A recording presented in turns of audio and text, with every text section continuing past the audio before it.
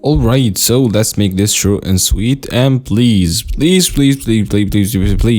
on that like button, that helps me out a ton, and subscribe if you want to see more videos of that kind. And today we are looking at a $1,000 gaming PC build. PC gaming right now is pretty clean, it's pretty easy to build a gaming PC and get decent performance for the money, but in my opinion, if you went higher than this, the value for the money might go down. So hey, without wasting any more time, let's get to it with the CPU. And we're looking at the Intel Core i5-12400F. Now this CPU goes for $160. This is a 6-core 12-threaded CPU. Now forget about all the fuzz around the next gen Intel CPUs and AMD CPUs, because when it comes to the performance, this CPU really delivers. It's comparable to something like a Ryzen 5600X, and it doesn't bottleneck our GPU. If you decided to upgrade in the future, you still have a lot of headroom for this CPU to utilize. And when it comes to gaming, when it comes to streaming, video editing, it truly delivers. It's actually faster than the Ryzen 5600X at a lot of titles. So it's a really good dub since it goes for $160 and it brings out all that performance for the money. As for the board, we're looking at a Gigabyte H610M board -S2H. This is a budget board that goes for $90. I think it's compatible with the next gen 13th gen Intel CPUs. This supports PCIe Gen 4 or PCIe 4.0, and it also supports DDR4 RAM. It doesn't support DDR5, only got 2 RAM slots, but it gets the job done, and I think that's a good investment because you still have another CPUs in the future that you can upgrade to. As for the RAM, we're looking at 2 8GB sticks of 16GB DDR4 3200 MHz RAM that goes for under $50. Now 16 gigs seems to be the gold standard, but some games right now utilize more than 16 gigs. So if you want to go with 32 gigs, I will leave the link down below if your budget allows you to do so. But all in all, 16 gigs is still more than enough for gaming and video editing and maybe some streaming, even though it kind of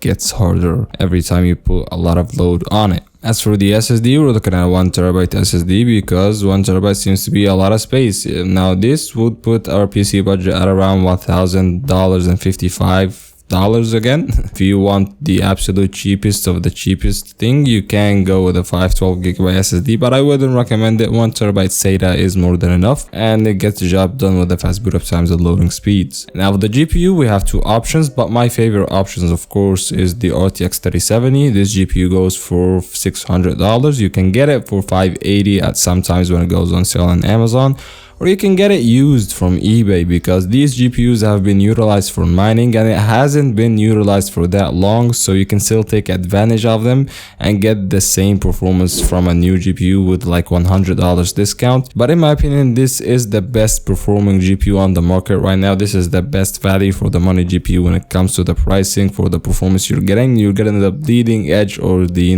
you can say this is the highest end budget GPU, or this is like the lowest to mid tier high end GPU, if that makes any sense. So it puts you in a really good spot that you can upgrade to the next gen RTX 4000 series whenever you want and still get the same experience, and at the same time you're not losing any money. Like not any money, but I mean like you're not losing a ton of money, you're getting the decent experience that you want. And you got ray tracing, it beats the 6750 XT, it beats the 6700 XT, you got ray tracing, you got NVIDIA encoder, you got a lot of these NVIDIA features. So yeah, all in all, this is a sweet deal. The power supply, we're looking at the EVGA 600 watt 80 plus power supply. If you decided to upgrade this in the future, 600 watts seems to be more than enough, but these GPU draw a lot of power, so I guess I wouldn't recommend you to go with anything under that. And the case, I'd leave that to you. You can go with a Mustex case. If your budget is $1,100, you can go with the cheapest case for around $50 and it will house your parts fine. The cooling will be okay. There's, the temperatures of the CPU, GPU will be fine. It depends on really what you want. So that's been it, guys. If you like the video, press on that like button. If you want to see more videos of that kind, subscribe.